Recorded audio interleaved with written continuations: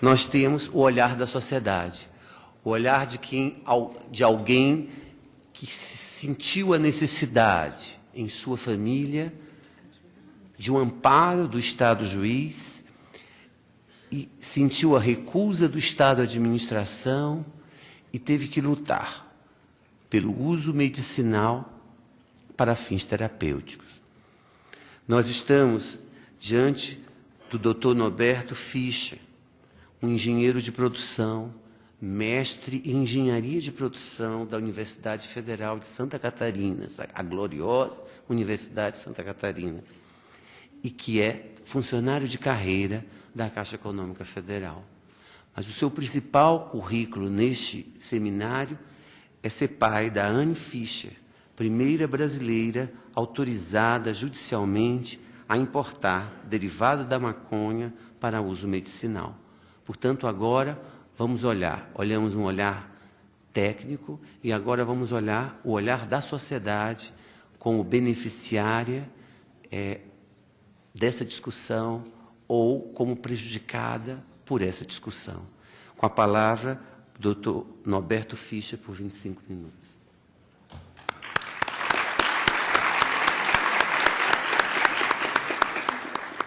Ministro Reinaldo, muito obrigado pelas palavras carinhosas. Silvia, Cripa, muito obrigado pelo convite. Vou contar para vocês o que estava acontecendo. Eu estava na Universidade Corporativa Caixa, ministrando um curso, e a gente faz uma dupla de instrutores. Na hora que meu telefone estava tocando, estava o meu colega instrutor falando. E normalmente eu não atendo o telefone em treinamento. Mas alguma coisa me disse, eu estava cuidando do cronômetro, né, enquanto o colega falava, alguma coisa me diz, atende esse telefone. Atende. Eu peguei, saí da sala, atendi e recebi o convite para fazer parte aqui do seminário. E eu confesso que no momento eu chorei, eu fiquei extremamente emocionado.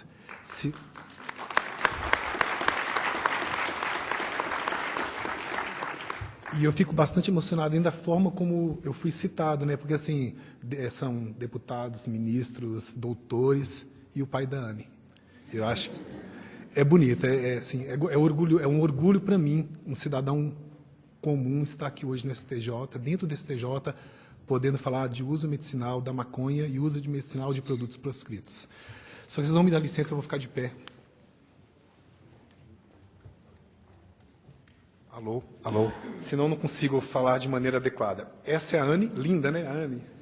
Oh, coisa mais bonitinha, coisa gracinha. Pessoal, para contar um pouquinho do que eu estou fazendo aqui, acho que eu vou passar rapidamente um pouco da história. Algumas pessoas não devem conhecer um pouco a história da Anne. Eu vou pedir sua ajuda a passar, pode ser? Passa para mim. Existe uma síndrome chamada CDKL5. KL5. É uma síndrome extremamente rara. É como se fosse uma síndrome prima irmã da síndrome de Rett, que é um pouco mais conhecida. Nós temos conhecimento de 10 crianças no Brasil que têm a síndrome CDKL5. Temos um grupo e a gente se conversa todos os dias no WhatsApp. Desta síndrome, que é uma síndrome genética, ela tem uma série de características que afetam o desenvolvimento neuropsicomotor da criança. Essa é a Anne num momento de crise. A tela a seguir vai mostrar algumas das características da síndrome. Essas são apenas algumas que a gente observou na Anne.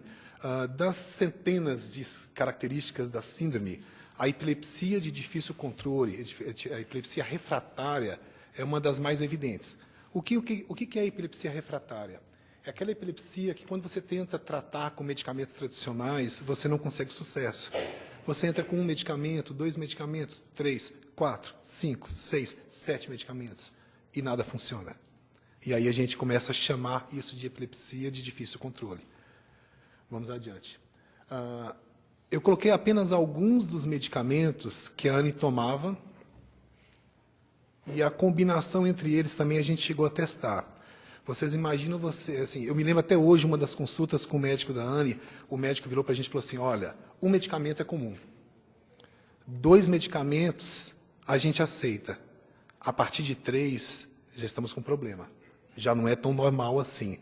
A Anne chegou a tomar 5, 6 medicamentos combinados e nada controlava as crises. Aí a gente partiu para tratamentos complementares, alternativas possíveis. Existe um aparelhinho chamado VNS, que é tipo um marca-passo.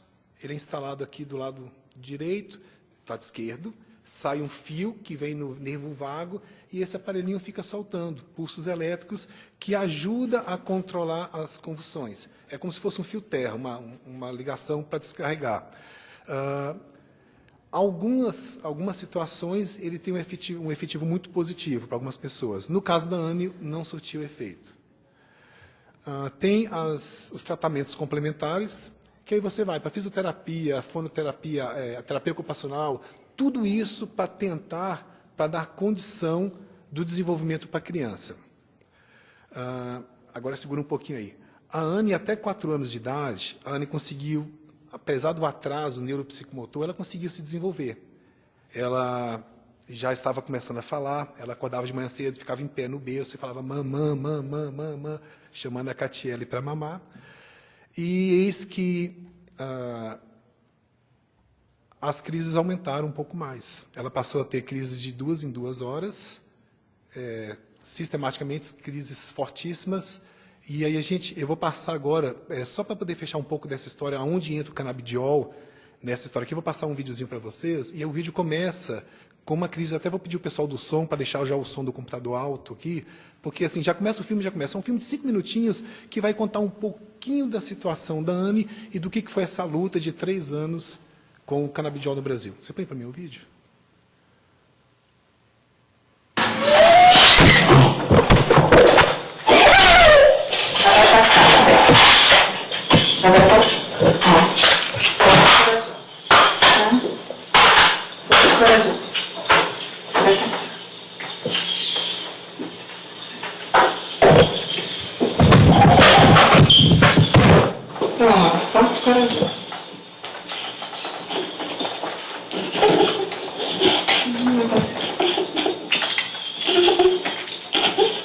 Essas crises duram uns 10 minutos e de 2 em 2 horas.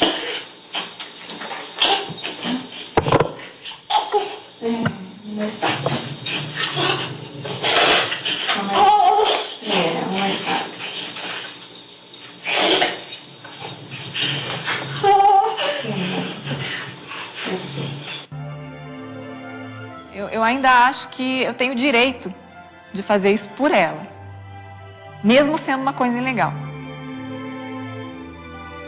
Nossa, você dá para ela um negócio derivado da cannabis sativa, mas você traz isso ilegalmente? Eu falei, trago. Trago porque faz bem para ela, dá qualidade de vida a ela, e é isso que, para mim, para minha família, mais importa. Uma criança tem uma doença rara que provoca muitas convulsões. Só um remédio funciona, mas é ilegal no Brasil porque é derivado da maconha. Se você fosse a mãe ou pai da menina, importaria o remédio mesmo assim? Um casal brasileiro decidiu que faria exatamente isso. E um documentário conta a história deles. E foi apurando para escrever essa reportagem que eu conheci a história da Catiele e da Anne. Na semana da entrevista, ela tinha tido 3 convulsões, saindo de 60. Então, esse resultado já era tão incrível que justificaria qualquer coisa para esse remédio continuar sendo fornecido para a criança. E, no entanto, ela era proibida de fazer isso. Cara, aí dá aquele sentimento assim de revolta, né? Cara, eu não acredito, isso é um atraso.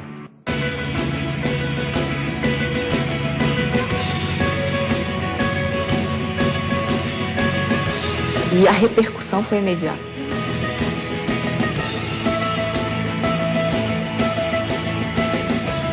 Para informar, para chamar atenção, para mobilizar as pessoas, para gerar uma discussão sobre o assunto que é até então um tabu. Sempre estranhei como é que essa discussão, que já vem acontecendo em muitos outros países, levou tanto tempo para chegar no Brasil.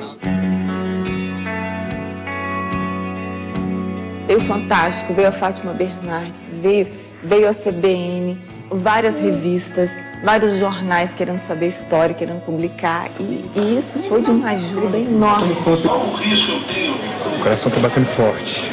Vou pedir então para vocês entrarem, olha lá.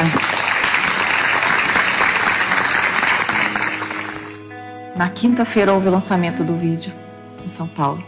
No domingo, o Fantástico apresentou a reportagem. E na segunda, o advogado estava entrando com a ação.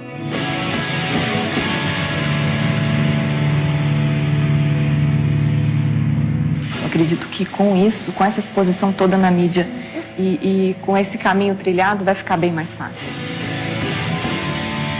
As portas já se abriram. Agora é só entrar. Você vai ajudar o papai? Vai ajudar? Ajuda o papai. Hoje a Anne comunica com a gente, né? Ela conversa, ela tá presente.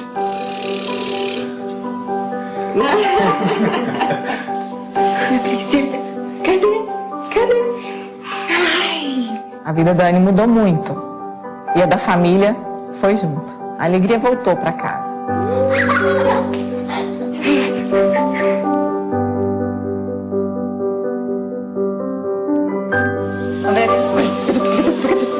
Ela tá dando gargalhada. Meu Deus, a Anne tá dando gargalhada. Quando eu fiz barulho, ela olhou. Essas são as nossas reações hoje. Hoje esse é o nosso vocabulário. Vale a pena qualquer tentativa de ajudar, qualquer tentativa de amenizar o sofrimento dessas pessoas, das famílias, dos nossos filhos. Porque só quem vive a situação sabe como é difícil. And I hope that when we get there at the end, it'll be where we want to be.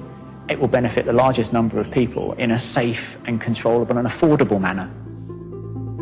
O nosso desejo é que isso vá rápido, porque o tempo nosso não é o tempo político. Então a gente quer que acelere. Mas uma coisa é fato, podemos deixar com toda clareza registrado: não tem mais volta. Gostaria de ver as pessoas tendo livre-arbítrio para escolher com o que elas querem se tratar.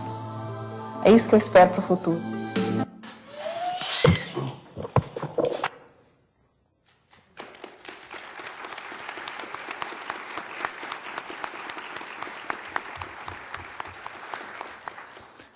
Essas são cenas do documentário Ilegal, está disponível no Netflix.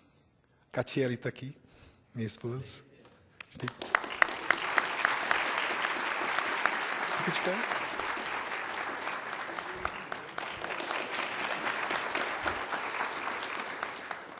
Vamos até a tela do CBD? E eis que chegou o CBD em nossas vidas. Uma criança que andava, falava, 4 meses depois virou um vegetal. E aí a gente descobriu uma luz no final do túnel. Eu me lembro até hoje a cena, eu e a Catiele no balcão da cozinha, a gente se olhava, a gente preparou a dose do CBD, ela é dada via oral, a gente chorava, a gente não conseguiu falar nada, a gente foi caminhando, deu a dose para a Anne e ficou olhando para ela, chorando, porque era a última esperança que a gente tinha, porque nada mais fazia o efeito. 9 semanas depois, vamos ver o gráfico? Não, está certo, é assim. Esse gráfico foi montado pelo Alexandre Cripa, que está nessa mesa, com base nos controles da Anne. Ele esteve aqui em Brasília, veio conhecer a situação, pegou um pouco do material para fazer pesquisas, talvez ele deva comentar um pouco mais.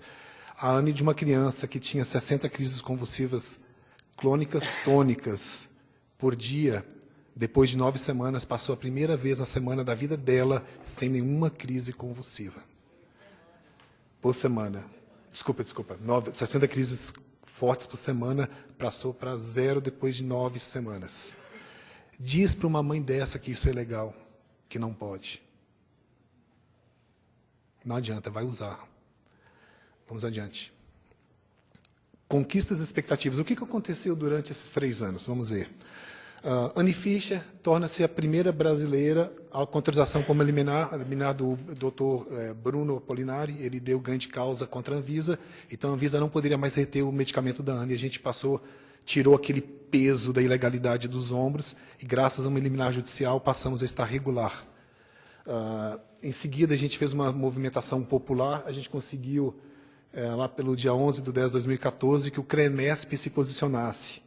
Ele autorizou os médicos a prescreverem. Na nossa visão, ainda um pouco restritivo a autorização, mas foi um grande avanço. Na sequência, o CFM também se posiciona na mesma linha do CREMESP de São Paulo. No dia 14 de 1 de 2015, a Anvisa reclassifica o canabidiol. Ele tira o canabidiol da lista de proscritos e passa para a lista de controlados. Isso tem um impacto social, um impacto, uma mensagem para a sociedade muito forte. Porque, pela primeira vez, uma agência do Estado está entendendo uma demanda popular, está acatando uma demanda popular e reclassificando o produto através de uma demanda social. Na sequência, a Receita Federal isentou a importação de medicamentos órfãos. Se o medicamento não existe no Brasil e você importar, hoje você consegue receber na sua casa sem pagar impostos. Não era assim. Você comprava o medicamento, tinha que pagar 60% de impostos sobre a nota fiscal e ia a São Paulo fazer o desembaraço aduaneiro ou contratar um despachante. Isso também a gente conseguiu derrubar. Em 2015, o atual diretor-presidente da Anvisa, o Jarbas, ele fez um painel de evidências, chamou especialistas e ele ampliou, então, a possibilidade de prescrição do canabidiol, que até então estava sendo feita apenas para crianças com epilepsia. Então, a partir de agora, a Anvisa acata os pedidos médicos, desde que sigam um protocolo. Em 2016, uma série de avanços, a simplificação do desembaraço aduaneiro, deu um boom nas universidades, isso acontece até hoje. A quantidade de trabalhos de conclusão e de pesquisas que estão sendo feitas sobre o uso da cannabis no Brasil é uma coisa impressionante. Hoje de manhã eu estava atendendo duas alunas da Universidade Federal de Belo Horizonte, dando entrevista para eles sobre o uso da cannabis. É uma coisa impressionante a quantidade de pesquisas, o boom que isso deu no Brasil. O THC, na sequência, também foi mudado de listas pela Anvisa através de uma liminar judicial do Ministério Público Federal de Brasília. Um boom de ONGs. Hoje nós temos ONGs falando sobre cannabis e tratamento de medicamentos em praticamente todos os estados do Brasil. Já temos 3 salvos-conduto para produção caseira, para o autocultivo da cannabis, em situações específicas. Isso é muito válido. E já tem um salvo-conduto na iminência de sair para o plantio por uma associação, por uma ONG inteira. Uma pessoa vai produzir para toda uma ONG também, está na iminência de já sair esse salvo-conduto. Me permitam contar uma historinha. Eu gosto muito desse gráfico, que é um questionamento que a gente faz sobre a política, sobre drogas e toda essa legislação que muitas vezes a gente tem a impressão que é muito burocrática. Um senhor de idade, 90 anos de idade, entrou no metrô, no final da Asa Sul, e senta no metrô, feliz da vida, contente, se sentindo pleno. Afinal de contas, ele estava voltando da visita do seu primeiro bisneto que tinha nascido. Olha que coisa bonita, ele se sentindo assim, cheio de amor, extremamente feliz, por sentando no metrô, voltando para Taguatinga, contente da visita do primeiro bisneto dele que nasceu. Alguns segundos depois, senta do lado dele um senhor mais jovem, o cara com a gravata meio torta, a camisa meio amassada, e 2 crianças entram juntas com esse senhor. E começam a correr pelo metrô, ali pelo vagão, gritando alto, incomodando as pessoas já estão se sentindo um pouco incomodadas. Daqui a pouco a criança esbarra numa senhora que quase deixa a bolsa cair no chão. O senhor de idade vira para o senhor mais jovem e fala assim: me desculpa te incomodar, mas não sei se você está percebendo, as suas crianças estão causando transtorno, estão incomodando. Será que o senhor não poderia fazer nada em relação a isso? Tomar uma atitude? Afinal de contas, esse senhor tem por que falar. O senhor mais jovem baixa a cabeça e fala: o senhor tem razão. Talvez eu devesse mesmo fazer alguma coisa. O problema é que nós estamos voltando agora do hospital e a minha esposa, a mãe deles, acabou de falecer.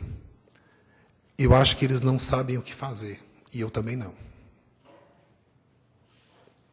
Nessa hora, o sentimento que aquele senhor de idade tinha sobre o senhor mais jovem mudou completamente.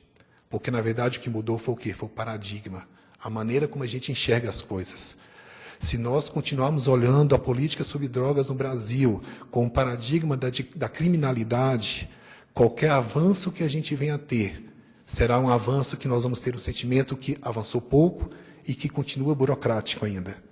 Mas se nós conseguirmos mudar o paradigma e olharmos a política sobre drogas também sobre uma questão de saúde pública e de impacto social, eu tenho certeza que a gente vai ter muitos avanços e a gente vai conseguir mudar muito as regras e todos os controles que o Estado exige e fica nos pedindo toda vez que a gente precisa de usar um produto proscrito como medicamento.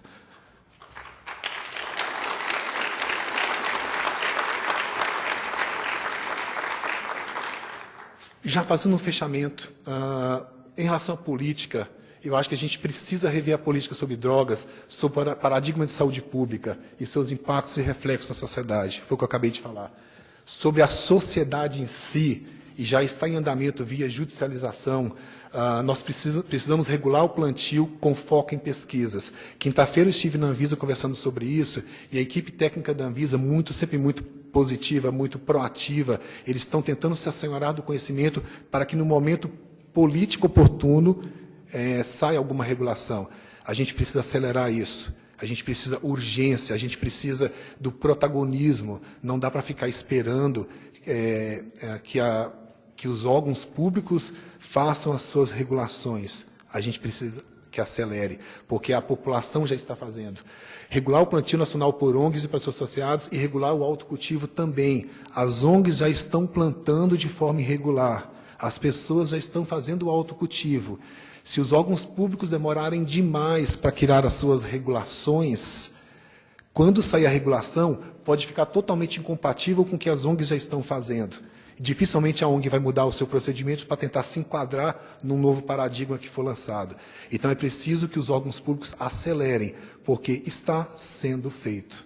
As pessoas já estão produzindo e não tem como dizer para por exemplo, uma paralítica que está usando uma bomba de morfina por dor, que ao testar o THC, ela, a primeira vez depois do acidente dela, ela para de sentir dor, porque ela usou um produto vaporizado, uma máquina vaporizada, que ela não pode mais usar, ou que ela não pode usar porque ela está sendo uma criminosa.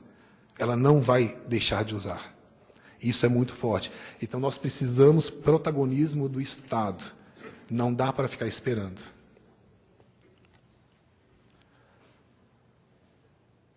E aí eu deixo a minha frase final, fechamento.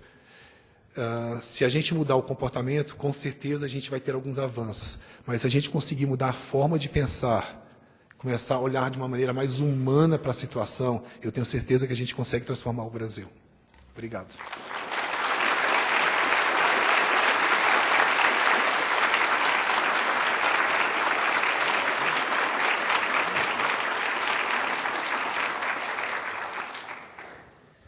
Nós tivemos uma aula sobre medicamentos, sobre medicamentos proscritos, restritos, etc., com a doutora Silvia, e agora tivemos uma aula da vida, em que aprendemos que o mesmo fato, o mesmo dado, deve ter vários olhares. E esse olhar é o olhar da saúde pública.